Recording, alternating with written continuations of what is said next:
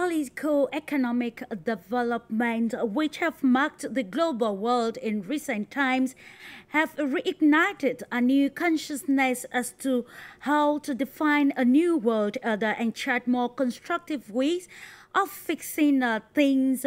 COVID-19, economic crisis, the Russian-Ukraine dispute, the turmoil in the Middle East, and especially geopolitical tension among world powers have put globalization and international relations in limbo.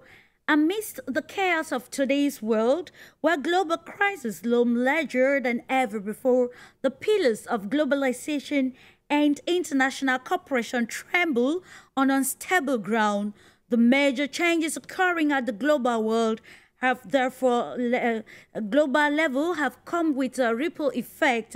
However, there is the need for unity and cooperation as far as world leaders are concerned about solving the pressing global issues. There is a need to address, of course, the discrepancies existing among leaders, among countries. So the question is, where does globalization and international cooperation stand, and what are the challenges facing these concepts in present-day society?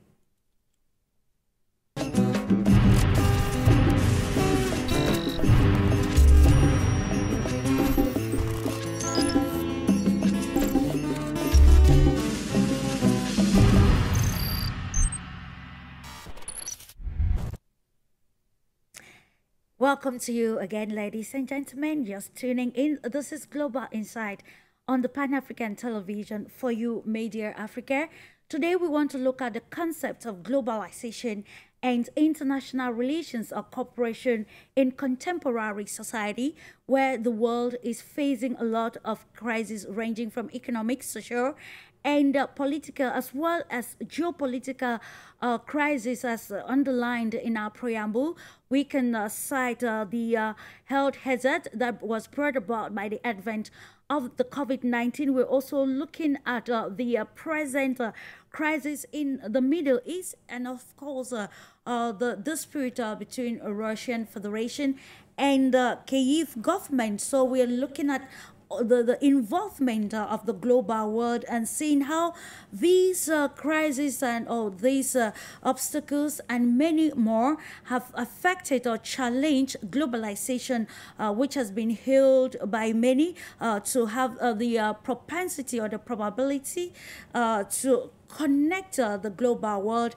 And also with these prevailing challenges, we see the concept of international relations or corporations being at a bone of contention. I want to decipher ways on how nations can redefine either the diplomatic policies to be able to close the gap or the discrepancies that exist in today's world. It is your discursive, informative program, Global Insight, and together with a panel of experts, we're going to get into greater analysis or deeper analysis on the concepts of globalization and international cooperation, looking at how the pillars of these philosophies have been challenged due to the prevailing conditions in the global world. And I will be glad to introduce to you Patrick POPPEL, who is a geopolitical analyst and also expert at the Center for Geopolitical Studies in Belgrade. Hello to you, dear Patrick, and welcome again to For You Media Africa. Thank you very much for the invitation. Thank you very much. And looking forward to having a constructive discussion with you, dear Patrick. Let me take you now to Scotland. We are being joined by KORAD, a journalist and also finance analyst and chair of the Polish Yes for Independent Scotland, ABERDEEN. And of course, you're most welcome, KORAD. Thank you very much for an invitation and a warm welcome from Scotland. A pleasure having you this day. Looking forward to having a fruitful exchange with you. Let's take you now to South Africa. We'll be joined by PASEKA PHARUMELE, who is an academia convention for Pan-Africanism and progress. Hello to you, PASEKA. A pleasure having you this day. Good day, Clarice. Thank you very much for this invitation. I'm looking forward to having an engagement with my fellow panelists. Thank you for the invite. Thank you also for accepting the invitation. I will kick off with you, PASEKA PHARUMELE. Today we're looking at globalization and international cooperation, which has been challenged as a result of the crisis that the global world is facing, especially along the geopolitical lines. So now, before getting into these challenges and their effect on the global world, let's understand the key terms of globalization and international cooperation, and also highlight the importance in ensuring global connectivity. Thank you, Clarice. From my understanding, globalization, I view it as making the world smaller, building rapports throughout the world, and being able to build different relationships which you wouldn't have been able to have built 2 decades ago. So globalization is basically the process of being able to interact with people throughout the world for business and for pleasure. So it is if you look at it, it is quite interlinked with international relations in the sense that it has built rapports between countries themselves. But from my own understanding, I remember in one of the classes that I was teaching, I was speaking specifically of my critique of globalization, because globalization was meant to be a project in which people all over the world would benefit from each other, where you'd be able to build different rapports with people from all over the world, where you'd be able to have benefits on the right and benefits on the left. However, that has not been the case.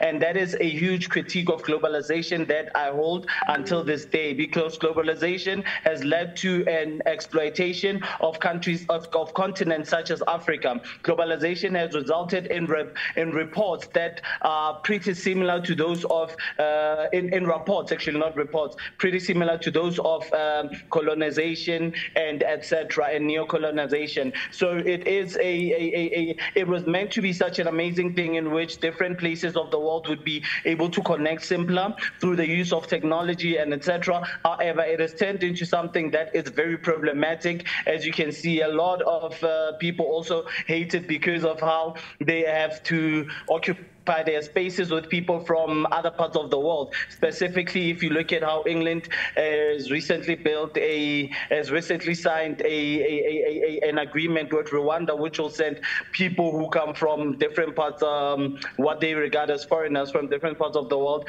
to Rwanda so that they can process them. That is a product of globalization, but I think that is a very problematic part of globalization because it is unfair and it does not work the same the world over.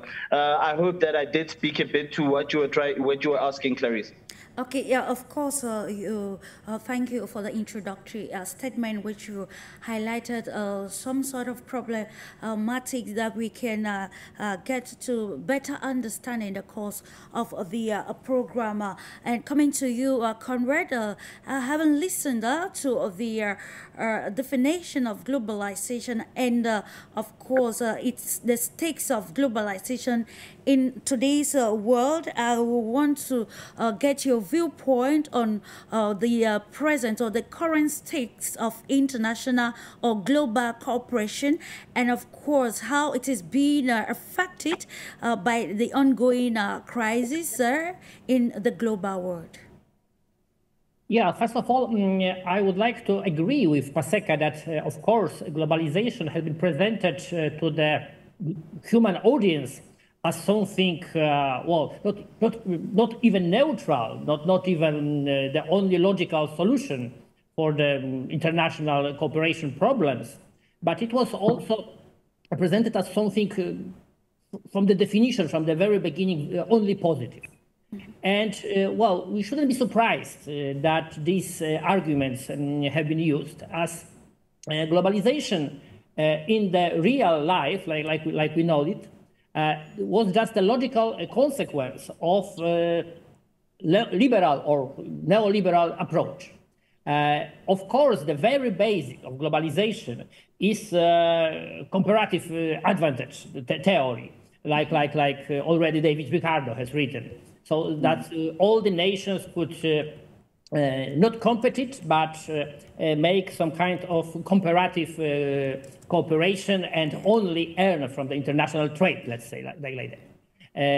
Well, from the point of view of neoliberals, from the program which has been introduced to the main Western economies like the USA and the UK in the 80s, already in the 80s, after prevailing national state boundaries, they need wider markets, global markets, to expand. And the only one logical way of capitalist development is constant expansion in the way of any possible way. So it could be colonialism or neocolonialism, it could be imperialism and wars, and could be, of course, some kind of the dominant ideology of the International Monetary Fund and the World Bank. So we've got not exactly some kind of neutral globalization, but ideological project of globalism, which is just another name for the imperialist neoliberalism, and that's the point. Of course, the present state of this globalist project is in the limb, like you titled this debate, because well, we've got a global neoliberal project in crisis as well. We have strongly leveraged American economy facing probably the greatest crisis since the 30s.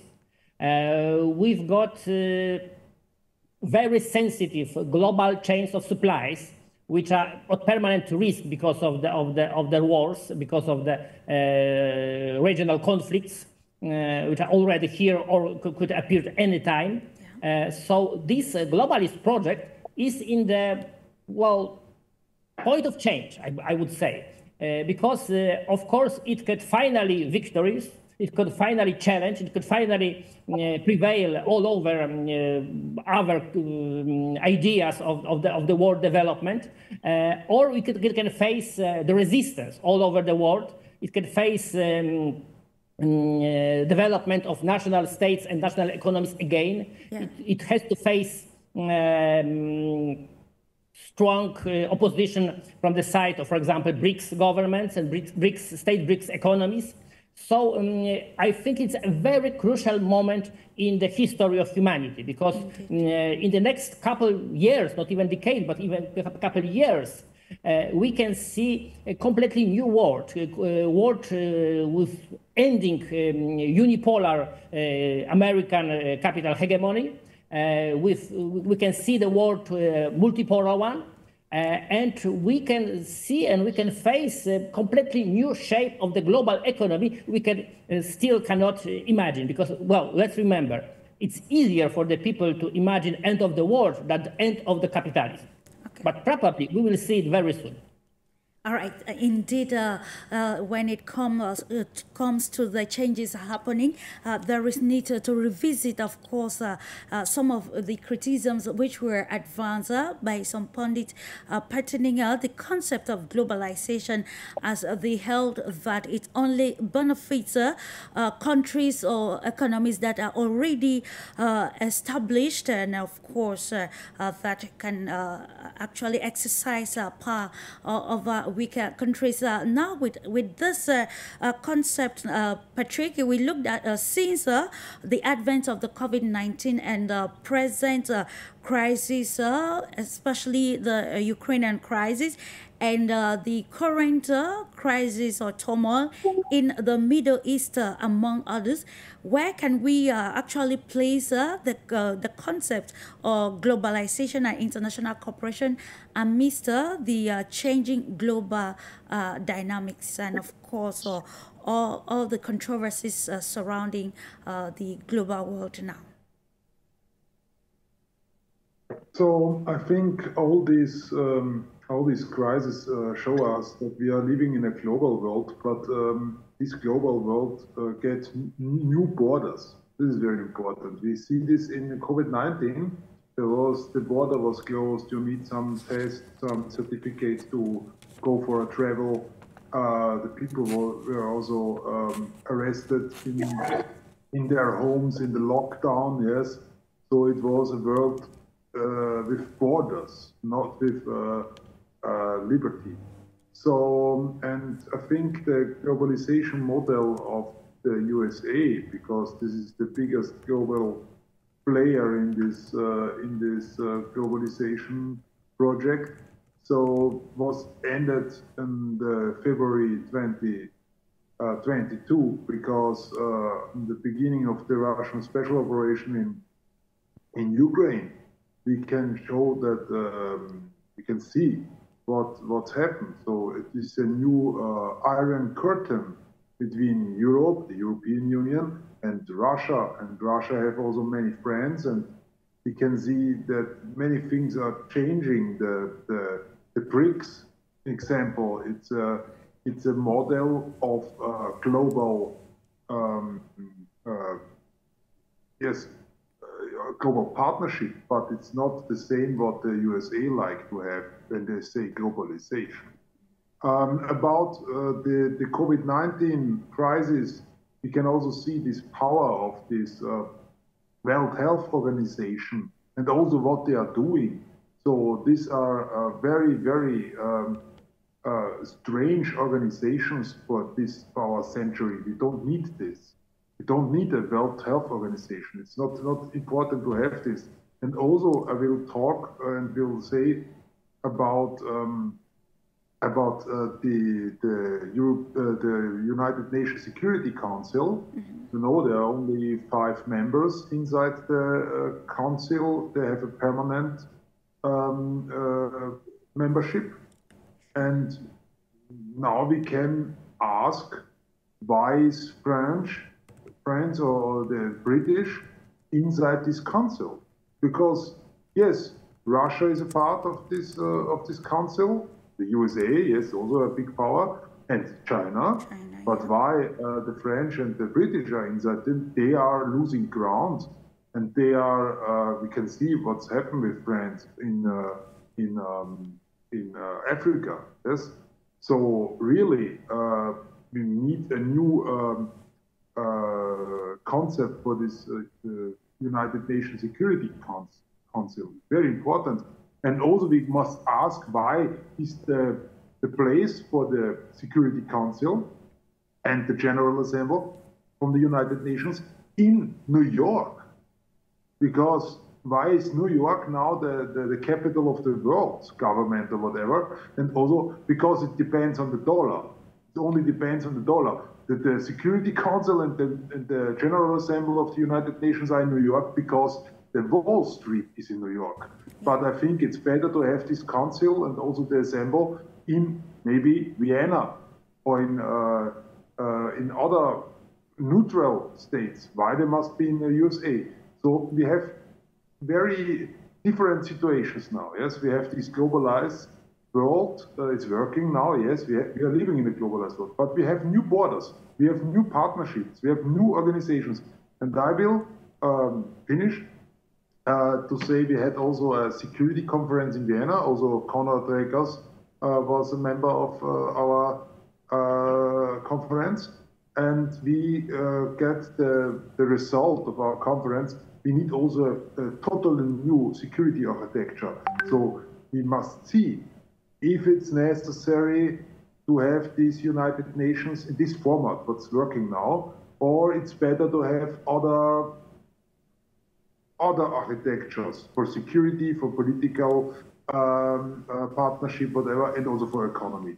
And also about this World Health Organization should also discuss, because they are not working very well, and they are, not the organization who should take care for the health of the people. That's true. Okay, I'm going to stay with you, Patrick. While talking, you made a mention of something which I think is something we need to go deep into, like, the world is a global village, but now we can see new borders which has been brought about by the existing global crisis.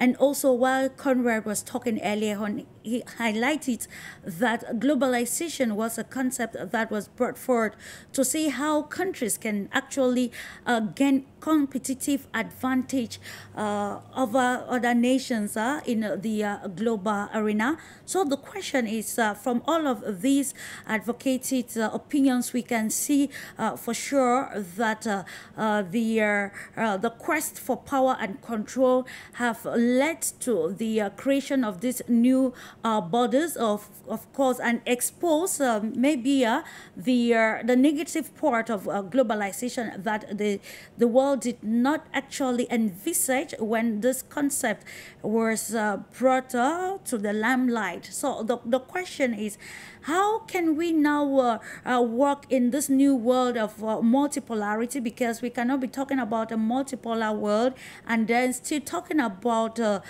physical borders or barriers that will derail the real functioning of the multipolar system. So how can we fix the discrepancies among nations, especially along geopolitical lines, even economic lines, and of course the social lines, by addressing all the crises that we face today? So I say it again because I say this also in another interview in your channel. I think the best possibility to solve these problems is to create new structures for the dialogue, for the partnership, for possibility that people can talk to each other. It's very important to have new structures where the voice of the people are heard. It's very important to you can hear the voice of the different countries, also the small countries, and you must give them some auditory. And this now it's not possible in the United Nations. It's not possible, yes? So there's a big discrepancy between the reality and the possibility to talk about something. And we see this in the Ukraine crisis, we see this also in this situation in Gaza. So there is nobody in the United Nations who can stop the Ukraine conflict or who can stop this, what's happening in Gaza, this genocide. So this is a big problem. And everybody think about, we don't need this organization because they couldn't help something for people. They couldn't protect the lives of the people. They couldn't make peace. When they say the United Nations are the peacemakers or peacekeepers, not. They are not. Yes. So we need totally new structures, and we must discuss this. This is very important for the future. Indeed, it is very important for the future, setting policies that will suit the existing environment that we are in today. We are coming back to you, PASEKA, just to accentuate on what you highlighted as one setback of globalization. Indeed, it has encouraged the connectivity or interconnectivity of the global world, but particularly you see that the place of the African continent is hanging on the balance, as you underlined that through globalization, Africa has seen aspects of new colonization and exploitation, but now we cannot change the existing principle already. The question is, now that the world is taking another turn and the African continent is actually seeing a hike in multipolarism and multilateralism, how can we redefine our policies and also opt maybe diplomacy to be able to counteract this exploitation that comes in every form across the African continent? And you can attest with me that the continent has become more and more attractive even now today for global powers. It is time for Africa to take advantage of this.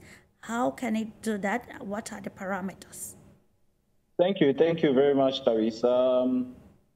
that is a very difficult question, but because it has a number of answers, and all the answers depend on where you are coming from. Particularly when I think about it, I think about what is currently happening in the Francophone world, specifically in the Sahel, where people of the African continent have decided to take what is theirs and decided to own it, and in that try to get rid of those of the French.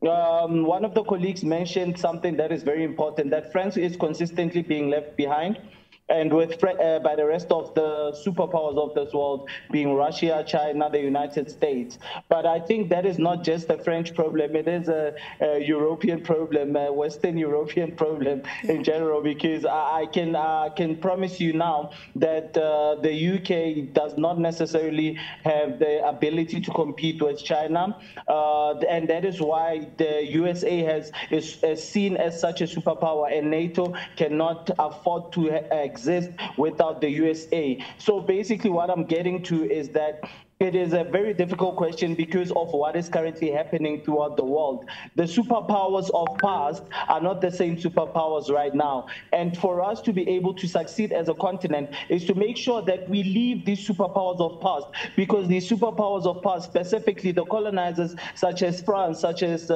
England, these superpowers cannot anymore provide any more security and assistance to the continent of Africa to move forward. So right now it is a chance for us to build new rapport with the rest of rising powers, countries that are positioning themselves strategically throughout the world, countries that are trying to now work with Africa, not from a predatory point of view, because we do know that previously the reports that we had, the relationships or somewhat reports that were a product of globalization have not been nice to Africa, and that is why until today we still ask ourselves, why does Africa continue to be poor when it has so much wealth in terms of mineral wealth and human resource wealth?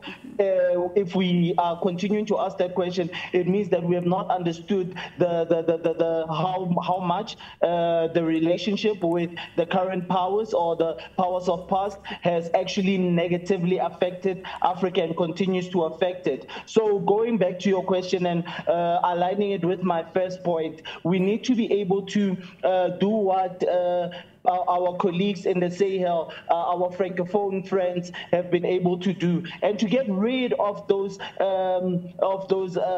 predators that continue to benefit from the minerals, for them to be able to sustain their currencies and their economy. If we are able to do that, then we are able to build rapport first within ourselves, because I think that is one of our biggest problems in Africa, that we always want to go outside of Africa to find solutions, and historically that has not worked. For us to be able to build, for us to be able to sit on the same table as the rest of the world, we need to make sure that we stabilize ourselves first and we strengthen ourselves as a continent first, for us to be able to go out and make friends, you know, with countries that we have a choice to want to work with, because a lot of the relationships that we build are relationships that do not necessarily come as relationships of friendship where you are going to go 50-50 and you are going to benefit from each other. What happens a lot of the time with these relationships is that you have this responsibility to give a lot more than what you can actually, what you are going to receive from the so-called friend that you've built this rapport with. So it is the most essential thing to speak to the point that you are asking, for us to be able to build these rapports, these multipolar relationships that you are referring to, that are not that can make us see a level of globalization that is actually beneficial to the continent, not one which has resulted in the continent being a consumer, not one that produces, and also not one that actually has an impact globally. So that is very tricky, but it is essential for us to be able to think about it from that point of departure, Clarice. I hope I spoke to your question. Of course, very important, and it is about defining Africa's agenda amidst the global changes. Some pundits are of the view that if we can go back to adopting the philosophy of the forefathers, fathers of Pan-Africanism, the likes of Kwame Nkrumah and the others, so that the African unity can be stronger, then the continent will address these issues as one a strong force that will give it a stronger or a louder voice across the global arena. And of course, the scope seems to be very greater at this particular moment. Coming back to you, Conrad, we are looking at the concept of globalization and international cooperation, and we have seen that all of these happens to be one of the reasons why the world is in chaos. Today we see countries divided along the lines or the problems pertaining the Russia and Ukraine. Of course, we recently, the United States actually voted a bill that will send more aid and ammunition to the government of Kyiv and also to Israel.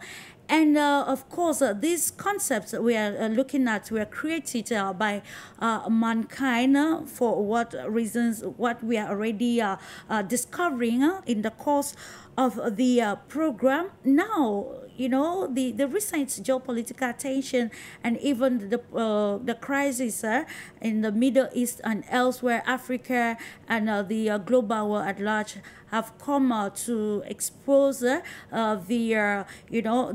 intentions which have always been hidden in the dark as far as countries were concerned, pertaining maybe bilateral cooperation or multilateral cooperations with one another. And we see that the geopolitical fight is what is developing or dividing or creating these discrepancies along in the global world. So how can we advance global peace and stability in this era of geopolitical tension? What is the probability or possibility of world leaders attaining this global peace to make the world safe for humanity, which is, I think, is the prime objective of human life?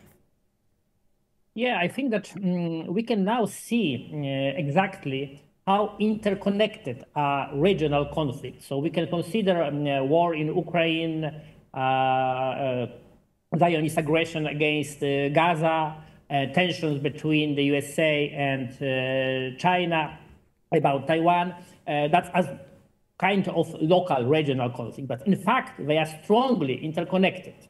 So we've got globalization of war, globalization of international struggles, and well, if we follow these links, we can find the same signs of the global tensions. For example, in Africa, in Sahel, we can observe the same approach of the neo-colonial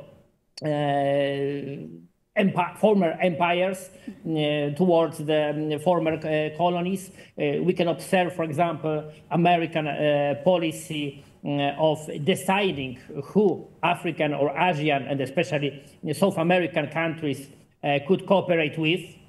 We remember just several weeks ago this ridiculous mission of Secretary Nuland to convince African countries not to cooperate with China. Yeah? So, and the only offer from the American side was declining of direct investment, American investments, and of course so-called humanitarian aid, which is only other name for the no-colonial dependency, keeping African countries in the no-colonial dependency.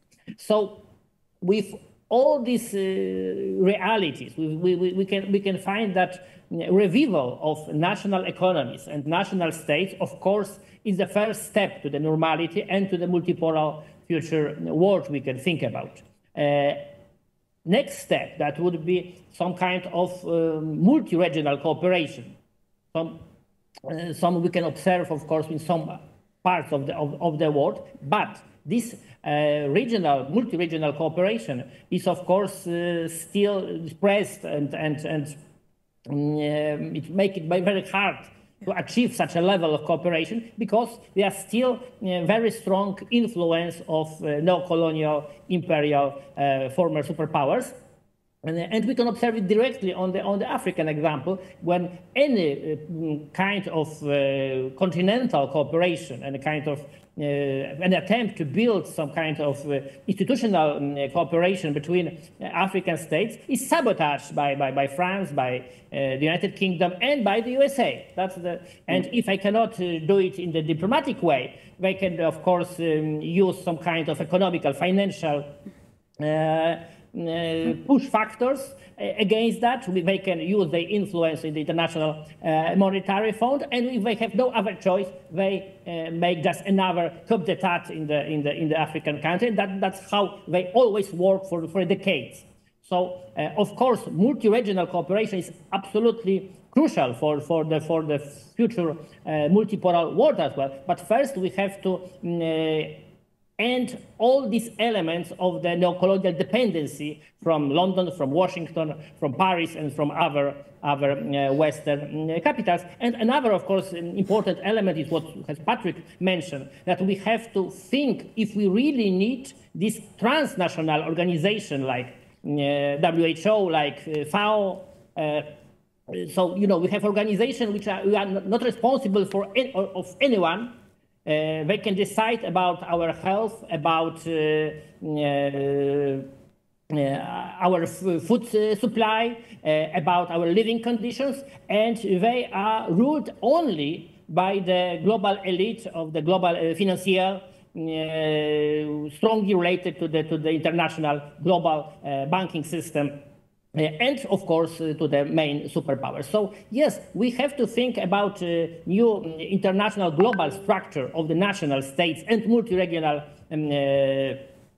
mutually beneficial organization. And we have to think about the new ideas, because definitely Africa, which surprised the world in the already 60s with Pan-African idea, had to return to these roots and has to find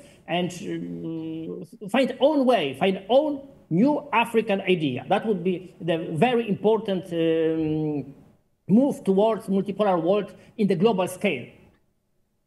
Indeed, it's a very brilliant move to take. It will be for the African continent as countries re-strategizing and, of course, redefining policies that will suit the existing times. To you, Patrick, we have looked at some of these problems and highlighted the challenges, especially faced by weaker countries in the global world, as the concept of globalization stands to benefit more of the already established powers. So now the question is, how can or to what extent has maybe the rise of populist movement and even nationalist agendas have impacted international cooperation amid global crisis, and how advantageous are these movements or agendas towards defining the sovereignty of nations, be it along political, economic, or social sovereignty, that will help countries integrate well and benefit together from the international cooperation and the togetherness of the global world? So I think we are now living in the time of decolonization. It's very important. So it's not happened before. Now we have the situation that many of the nations are growing up their possibilities, and before they are sleeping. So we have a very new age begins now of sovereign countries they are finding possibilities to work together and join new partnerships. Is the first important point. And I think, yes, yes, of course, now there are many movements also in different countries. They are more for the national interest and against the globalization. We have some of these movements everywhere, yes. But I think everything of this depends on new structures and very, very simple decisions. We make very high-level analysis and thinking about projects. They are very complex topics, yes? But many of the things are very, very easy. So the headquarters of the United Nations must be removed to a neutral country, maybe to Austria. First of all, not to stay in the USA, near the Wall Street. It's not the place for the United Nations assemble and the Security Council. We must remove this to a neutral country, first. Second, the people, the states, also the very small countries, they must leave the World Health Organization. They must leave. They must cancel the partnership in the World Health Organization. One country after the next. This is also a very important movement when this happens. To get out from this World Health Organization, to remove the United Nations headquarters, these are very, very simple questions, but these are strategic factors. And also, we don't know what's happening in the European Union, because we can see now we have no common European idea. The Hungarians and the people, Dutch people and the French people, they have nothing common about geopolitical strategy. Yes, so I think also the European Union will have end next years, maybe. The English go out of the European Union, maybe the other countries will also go this way. I think we have now different populistic movements in different countries. Many of them are very good movements, but many of them also a creation of the secret services, because they are fight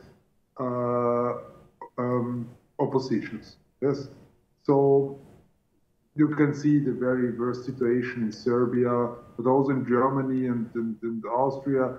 So about the movements from the people, I don't believe now that there will be big successes. But now the world is going a totally other way than the last 20 years. We can see this. And one of these topics I have talked is this decolonization. So many parts of the future will depend what's happening in Africa.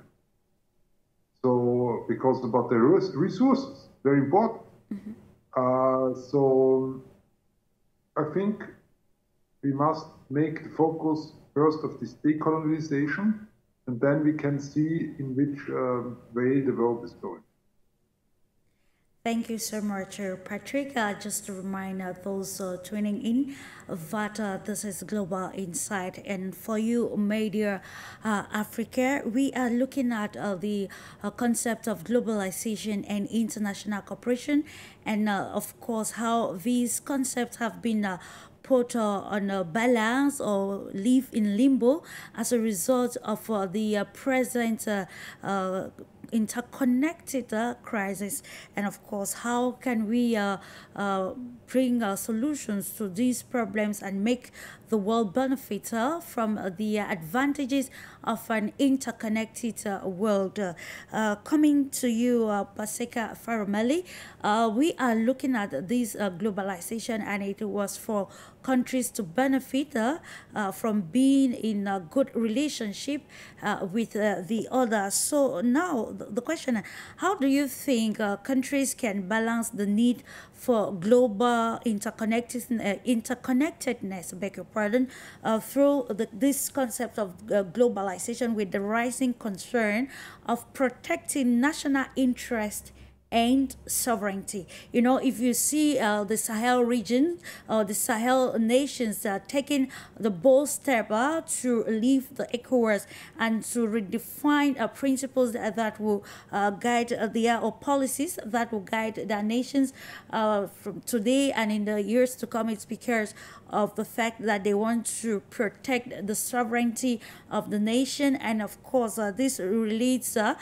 some of the problems some countries are facing in the global world. So how can we utilize this concept of globalization, of course, in such a way that we are going to protect our national interest and also our sovereignty?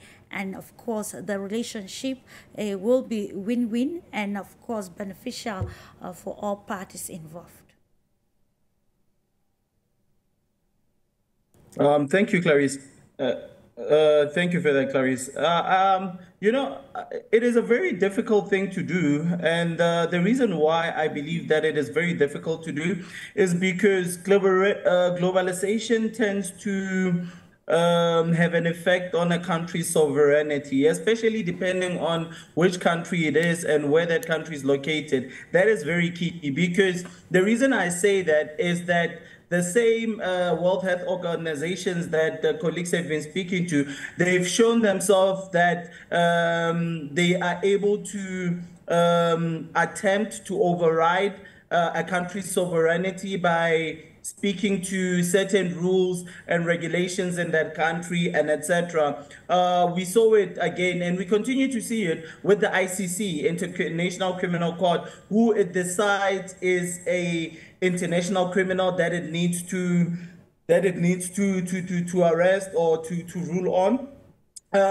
These bodies themselves, they have shown themselves to be very prejudiced. They've shown themselves to be very biased, because these bodies do not hold global leaders accountable in the same way and nature. They do not. And them not being able to do that, it's not even a matter of not being able to, it's just a matter of who do they think is someone that they will be able to successfully, prosecute. You know, and it is, and as we have learned, it depends on which country you come from. So many American presidents have been responsible for so many wars. We know that England was part responsible for what we are currently seeing in Libya, along with the United States. We know what France has done in Africa and continues to do. We see right now the current protests that are happening in America that are not getting the same light. So the reason, as you would normally see if it was in Iran, if it was in Russia, if it was in China. So what I'm getting to is that sovereignty is a big problem, but not for everyone. There are countries who are able to hold on to their sovereignty and still form part of these global bodies, thus have globalization work for them. And then there are countries who just cannot be a part of these, who cannot have their own sovereignty. So that's why I say that globalization and sovereignty is a very difficult concept to think about. But I think the main thing is that it depends on where you come from. But as I said with my previous comment, for us to be able to protect ourselves, for us to actually be able to make globalization work for us as the continent of Africa, it requires only one thing, and that thing is for us to be politically liberated, economically liberated, and for us to form as one. Because a more powerful continent of Africa, not countries within Africa, is a more powerful union that should be able to negotiate its space on the table. Because outside of that, it is difficult for us to actually believe that we are able to coexist in this globalized world, and we are able to benefit the same way from globalization, and we are able to successfully navigate our way and discuss pricing on our own terms.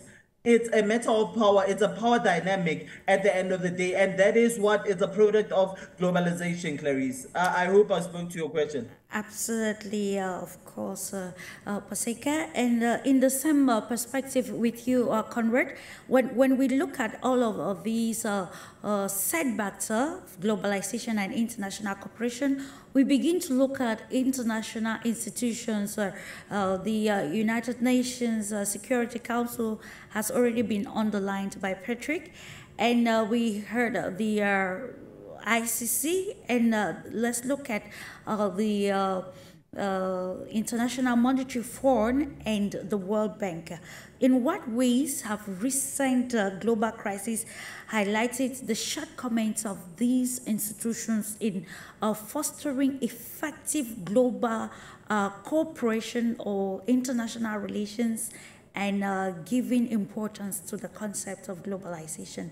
And if we have some setbacks in these organizations, how can we fine-tune these organizations in present-day society to address the discrepancies that are separating the North from the South, or the supposed superpowers from the developing nations? Yeah, well, I believe that the COVID pandemic time was a perfect example how these international organizations, well, are not able to manage any kind of international, transnational crisis, because we could observe absolute absence, for example, of inactivity of the European Union till the last month when they started to use COVID pandemic as a kind of justification for the energy transition in Europe, and then it was replaced by the war in Ukraine as a justification of these changes in transformation in the energy markets. We observed that United Nations are absolutely absent in this within this crisis. The only global organization very active, and of course in the very negative way, was the World Health Organization, which pretended to be some kind of the global government that time. So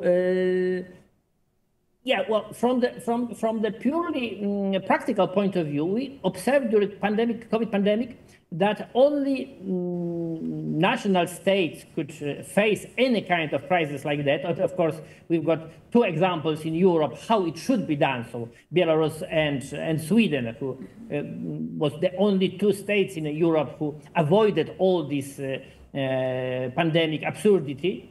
So that was the example how sovereign Belarus could really manage own problems without the dependence of the Western and international global centers of powers. And well, we should follow this example. We should follow this example because exactly the same. There is when we face the crisis of the global neoliberalism. I believe that there is no analytic, no expert who could now support further existence of the International Monetary Fund in the present on the present level. Yeah? We definitely need some kind of the new Bretton Woods conference, some kind of the international conference of sovereign national economies, resetting and re-establishing new global currency system. Of course, not to create global governance, not to create global currency like neoliberals would advise to the board, but to find the way how further development could be more equal, could be more not based on exploitation, not based on oppression, not based on no colonialism anymore. It's absolutely crucial for countries which are possibly could be self-sufficient in very crucial strategic sectors, and they are very effectively pushed deeper into dependence of the global centers, because this self-sufficiency level is forbidden for them to achieve. I believe that it's a question of organizations, and of course Patrick is absolutely right speaking about that, but it's also a question of consciousness, and I strongly believe and strongly support the view of the Frantz Fanon, who has written in the Red of the World that when we are going towards large international solidarity, we have to build on the national consciousness, the revival of the national consciousness of the sovereign nations, and that's the step where we think as internationalists. First, we have to be nationalists in the very, of course, positive and way, looking for cooperation on the local, regional, and then global scale, but between equal and independent states. Indeed, it's between equal and independent states where all the parties will respect the autonomy of nations. I will stay with you, Conrad. Of course, you highlighted some points pertaining how we can revamp these international institutions and make them more general than particular in terms of reacting to problems that pertain the global world at large. In the face of globalization and international cooperation, we promote global interdependence, but sometimes it has been seen, especially from the maybe the perspective of the African continent, that still has a lot of issues to do as far as defining its voice at the international arena. We can be tempted to say that sometimes in promoting this global interdependence, most nations sometimes forget the aspect of maybe prioritizing the national interest, as you rightly underlined in your analysis. So should nations prioritize these local interests or self-sufficiency, which I think is important, over global independence or interdependence in the face of ongoing and future crises? Yeah, well, definitely, I believe that. Another important aspect. Please, can you unmute your mic? No, I unmuted. Can you hear me? Yeah, can hear you now. I can hear you. Yeah. Another important aspect is to avoid this Eurocentrism. I believe that very often when we make any kind of a geopolitical or even geo-economical analysis, we still focus on European issues. We still think like it was, Berlin conference ongoing, and every important decisions should be made between Berlin, London, Paris, and with addition of Washington, of course. And it's not happening, lucky for everyone, anymore. It's the end of the Europe age in the global history because of the involvement of European elites in the neoliberal global ideology. European Union, like Patrick rightly mentioned, is some kind of globalization in miniature. They try to make that as an experiment against national consciousness, against national interests, against the sovereignty of nations. They try to rebuild new construct with the new society built completely on emigrants, refugees, with some kind of new ideology of not only liberalism but also some kind of deviation like transgender or religious approach toward the climate questions. Yeah, so they made completely new project, ideological project, with own faith, with own saints, with own new leaders, to create some kind of experimental new nation, new society for the whole European Union. Of course, this project failed. And exactly the same, any kind of project of creating some kind of the new humanity for without consciousness, without their own roots, without the integrity, is the same.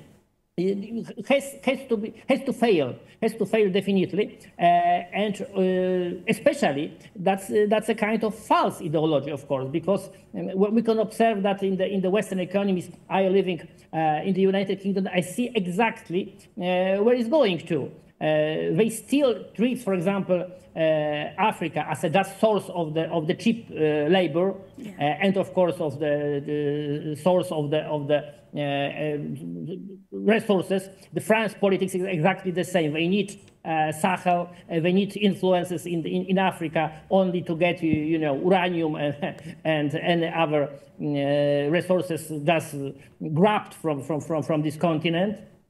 They still think about the relations between this failed experiment of New Europe and the rest of the world as a continuing former neo-colonial policy. And exactly when we face the problem of these false receipts, false answers for the true problems, we have to think even more about what constitute ourselves, our identities, our consciousness, what makes us nations, what make us societies, what make us humans also. And that's the point when this line, this red line between the global elites and the rest of the human race is absolutely the most visible, I believe, that they want new world without the humanity. They want just the world of slaves and the masters. So we have to think about another rebel against these self-declared masters. Indeed, it's a high time to be conscious, like you've highlighted, to define the consciousness, the identity, and of course, most importantly, the values that define a community or a country as a whole. Now, we are talking, of course, globalization, international relations or cooperation, and of course, all boils down to humanity and how those at the forefront, the stakeholders in charge of making decisions. Of course, the world has been defined this way, and how these decisions should not actually put the innocent or the population, a vulnerable population, in a state of in a deplorable state. Coming to you, Patrick, this of course is bringing me to bringing us to the recent reactions from other countries pertaining the crisis in the Middle East. We're talking about the crisis that has engulfed about 40,000 people, and then being dead and wounded. And of course, looking at the reactions, it's true, countries have been very calling for the cessation of hostilities.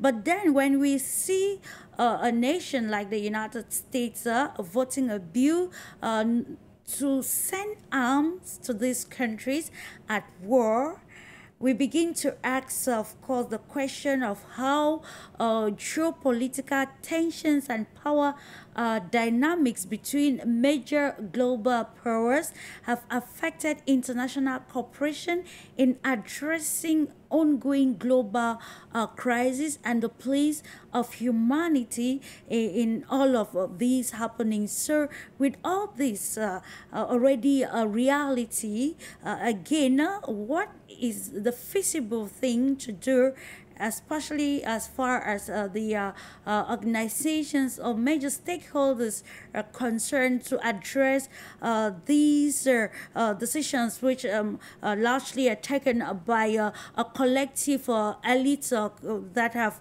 decided, I don't know how to put it, to maybe hold the world hostage in line with some of the decisions that they take that negatively affect humanity. This question is very, very hard, because we're talking about this plan, this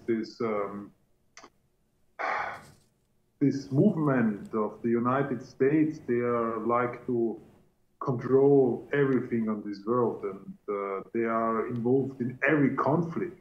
We should not forget this. When we talk about two big crises, the Ukraine crisis and this what's happening in Gaza, in both of these conflicts, the United States are involved. They arranged this coup, this cup in Kiev, Maidan Cup, 2014, and they are the biggest ally of Israel. Yes. So we have two big conflicts now, and the United States are involved. Then we have this possible conflict, what maybe will be in the South Chinese Sea, Taiwan, and who is there involved? This is the United States of America. And then we talk about Africa. Okay, we have also the players like French or also the British, but also there the interests of the United States of America. So this is the biggest problem. The United States of America, with the policy now, with the policy, is the biggest problem for the sovereignty of states, of people, for the global peace, and for also for growing up new structures, because they don't like this. They have their own structures and they control them. The United Nations, the NATO, all of them are under the control of the United States, in the reality. The same you can see also about the World Health Organization. And I think everything depends on the dollar, on the power of the dollar. This is the important question, because all these coups, all these wars, all these regime changes and influence and fake news, all these are paid by the dollar. It's very important to know about it. So I think the new economic projects, the new economic cooperation, like BRICS, and new other structures for global security and development of political relations between the different countries, will be against the dollar. So I think we will have a future without the domination of the dollar. Very important. It's the domination, yes. And I think the world will rescue itself when they are leaving the dollar system and this domination of dollar. This will be the future. Yes, I can only say this. Okay, thank you so much, Patrika. In the same perspective, with you, PHARUMELE. Now we are looking at all of this, and of course there is always need to strike a balance, to look for an intersection where where the positive aspect of these concept, international relations, globalization. If of course we are advocating for a multipolar world, there is need to even build more stronger, a stronger bond among nations of the world.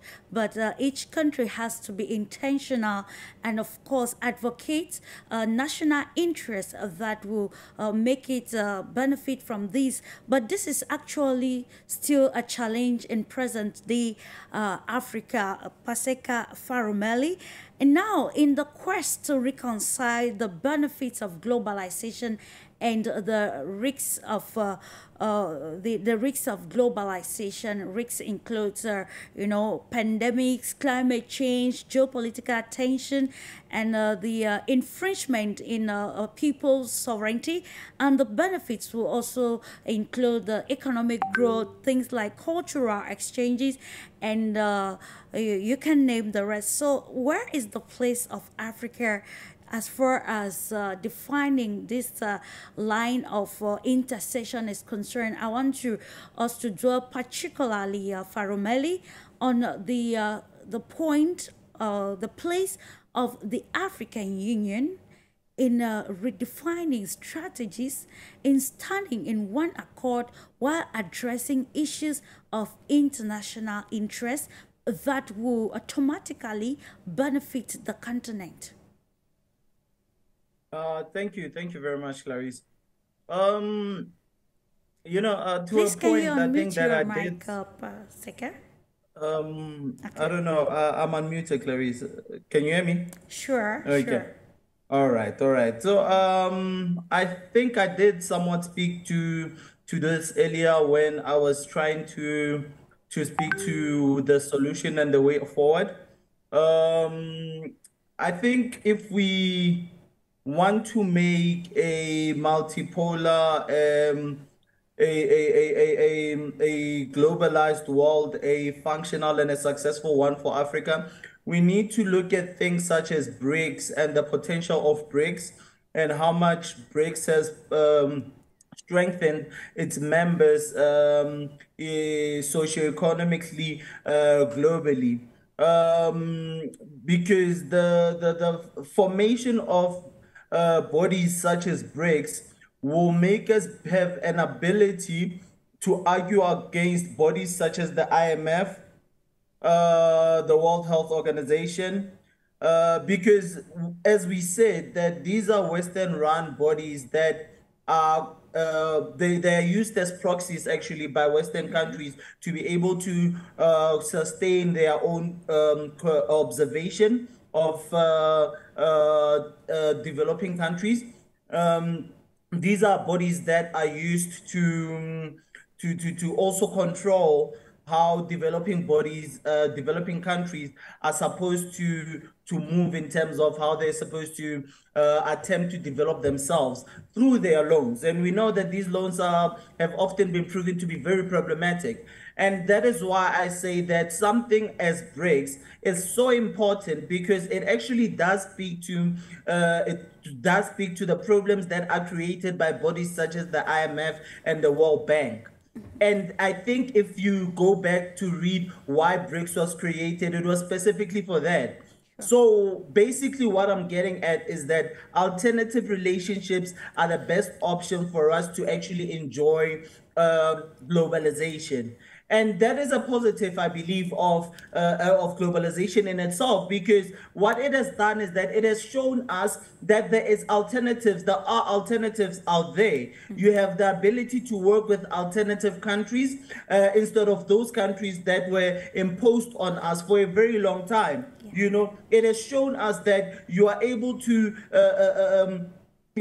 buy medicine from Russia instead of buying medicine from the United States. We saw how the media, Western media specifically, was on overdrive during COVID, and them trying to disprove or to reject the Russian COVID vaccine. You know, and in itself, that also shows you how Western media in itself is a feeding animal, is feeding the animal that is white Western supremacy, in that it has a responsibility, it plays the job of the proxy of disinformation to the rest of the world, and we consume it as it comes. And by it doing that, it means that it can strengthen the West in general. And how this has worked out in history is that we have been consuming it, and we have been looking at ourselves as friends of countries that have been predators to the continent of Africa, specifically countries such as the USA, as the UK, as France, as Germany, and the likes. So the use of the media has been very powerful for the West. But what happened over time, and that is a positive of globalization, what happened was that we were able to now get alternative sources of information, specifically through the creation of social media, which I can argue is a tool of globalization itself, because in itself, it also shortens the distance between people. You are able to build rapport with people in China. I can have a chat with you right now, and you are in Cameroon, colleagues, Poland, Scotland, you know, colleagues are in Europe, and we're able to have this conversation. That in itself has actually come back to show us that globalization is possible, and a platform such as this one can exist because of a tool of globalization such as what we are currently using to have this discussion and engagement. And in business, it also works the same. It shows that there is potential for us to be able to build these rapports with the rest of the West, specifically Russia, specifically China, India, and the likes, and some countries in Southern America. You know, so I think that is a big positive that we should look at. As much as I have a huge critique of globalization, and I think since the start of the program, I've been speaking to my critique of why it is problematic, I do believe, though, there is positivity in that we are here right now because of tools of globalization. Thank you. Thank you, of course, PASEKA. Indeed, it is always imperative to look at both sides of issues, and of course, we capitalize on the positive aspect of the concepts because the world is already connected. We just need to take what is positive from it, and of course, do with what will not help us.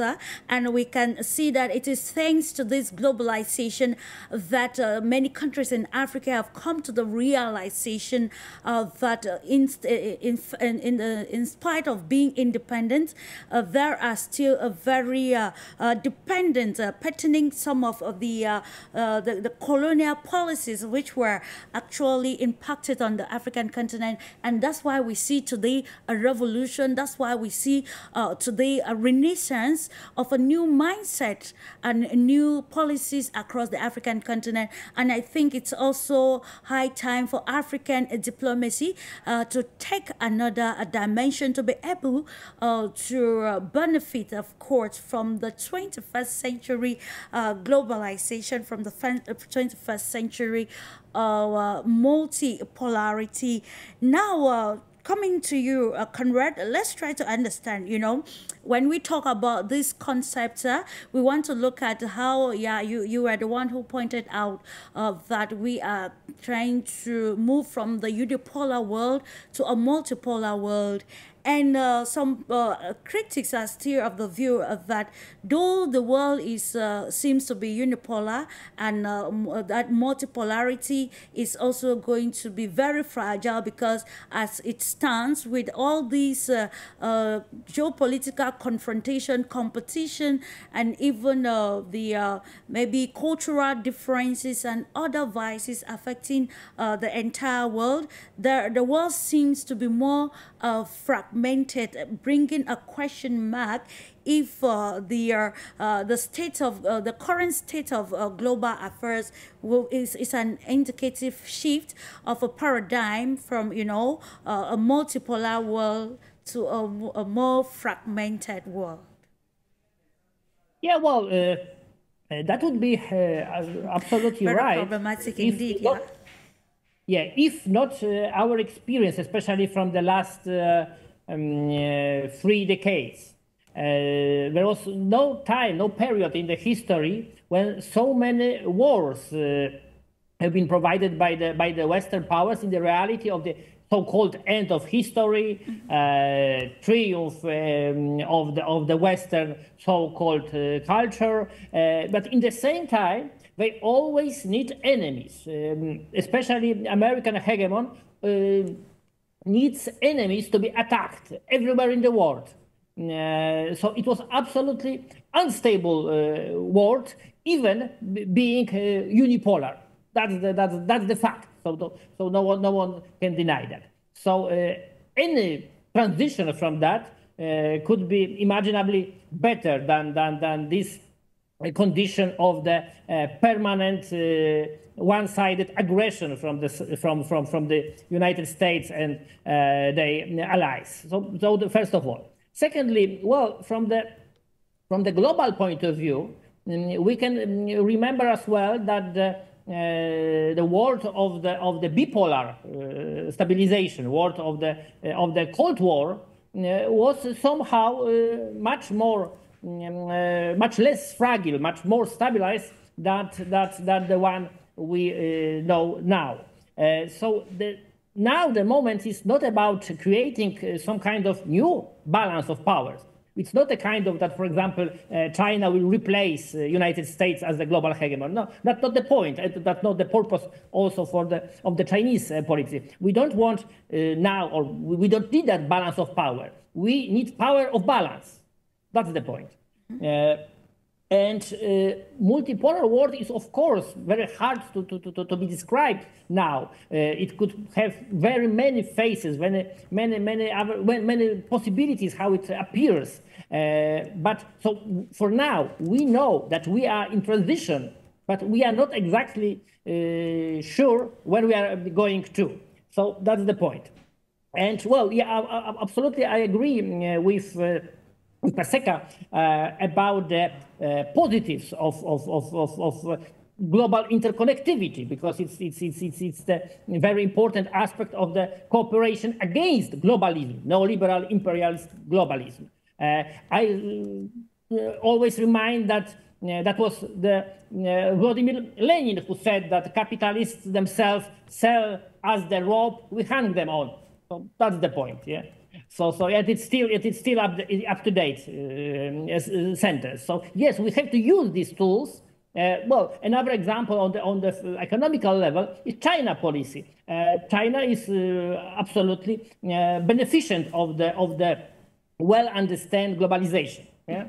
It's now one of the main sources of the global finance capital, used in the very friendly manner for mutually beneficial manner for the other states, is the crucial element of the global supply chain, and it's also beneficial to globalization. And well, that would be very hard to imagine what could happen if, for example, with another war on Taiwan or somewhere else, these global supply chains could be broken by the American Western aggression. So yeah, we have to find the good fruits from the tree of globalization, but of course we have to in the same time eliminate all these poison fruits, all these insects who try to destabilize the world and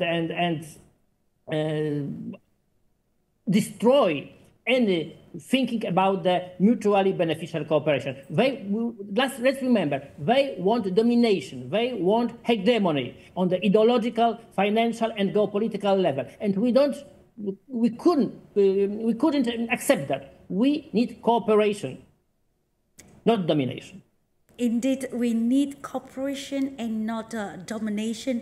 And I think that aligns with the philosophy of balance of power that you highlighted, Conrad. To you, Patrick, with all said, and of course, knowing the stakes and the fragility of affairs around the global world, especially as far as the quest to be in control is concerned. So let's also consider this the aspect of regional conflict. So in what ways do regional conflict and dispute impact the ability of nations to come together and find solutions to shared global challenges? Patrick? So I talk about this. We need new structures for the dialogue also. Yeah. So we need some structures like the United Nations, but not under control of one big power. So this is a possibility to have the dialogue also in times of conflict and problems. We need some platforms for the discussion and for the dialogue. It can be centralized on one city, or it can be also some other format. But we need new international organizations, and I like to remember this. This is very, very important to have new organizations, because the old organizations are all under the control of the elites and the big Western powers, and so they have no auditory in on other continents. You can see how many people living in Africa, how important is Africa for the economy of the Western countries, but they are not in the Security Council of the United Nations.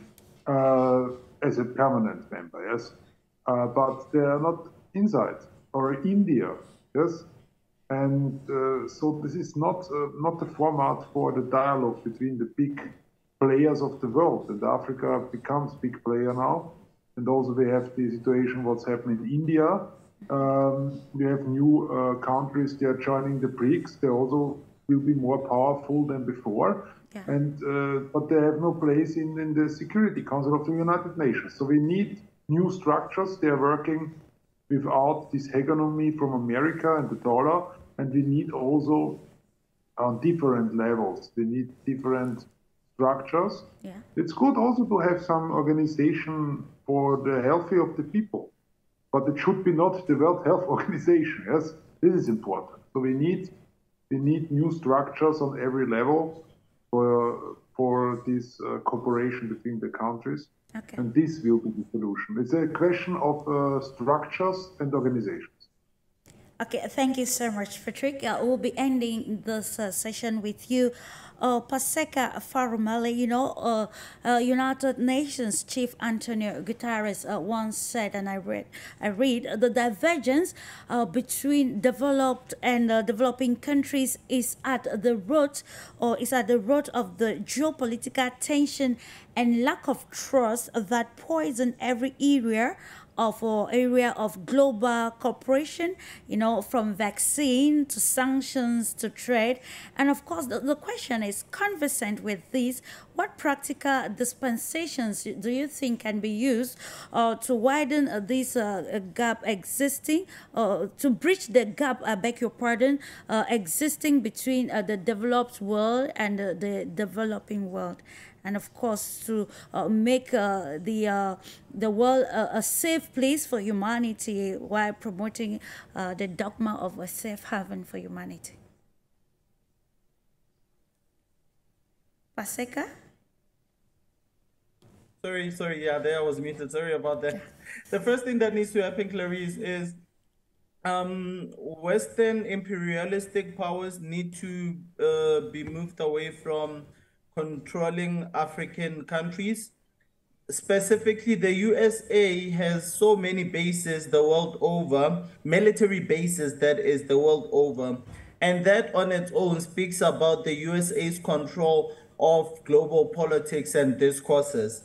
The first thing that needs to happen is for them to make sure that they are removed from here, because you do not have a military base, a Cameroonian military base in the USA, or a Tanzanian military base in the USA or close to the USA. They would bomb you if you were even trying to put a military base in Mexico. So with that being said, I think it is essential for us to say that means they have invested interest in what is happening here. So the solution is for them to for us to make sure that external powers that continue to manipulate this, that continue to take advantage of African countries, that continue to corrupt our corrupt leaders, because our leaders are also a problem to us. Because if we have to take a decision to move forward, we need to be serious and realistic about our own leaders who continue to be puppets of the West. If we are able to make sure that we break that relationship and we have ethical leaders who are there for our own good and who are there for our own needs, then only then would we be able to close that said gap that we are speaking about. At this moment, there is no positivity to the West and the rest of the West, first world so-called countries. There is no advantage to them helping us become on par with them. It is illogical. They have nothing to gain from that.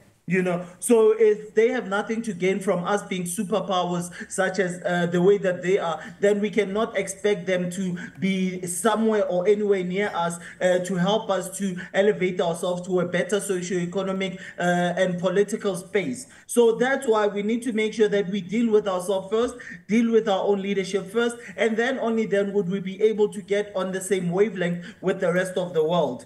I think that is the final answer, Clarice.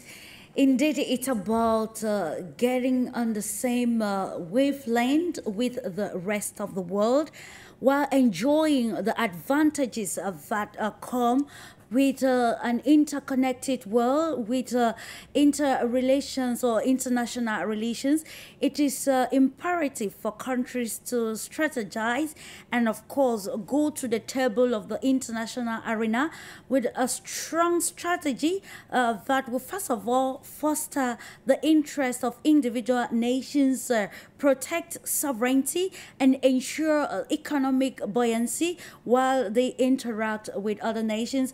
And they can do this particularly by redefining diplomacy and, of course, looking at the foreign policies and how the world can be better when we come together. Thank you so much, gentlemen, for your great insight on today's edition of Global Insight on For You Media Africa. I want to appreciate you all, and also for the to the technical crew for ensuring that the program was a success. I want to appreciate our millions of viewers out there for trusting the Pan-African television. Indeed, it's a moment of transformation.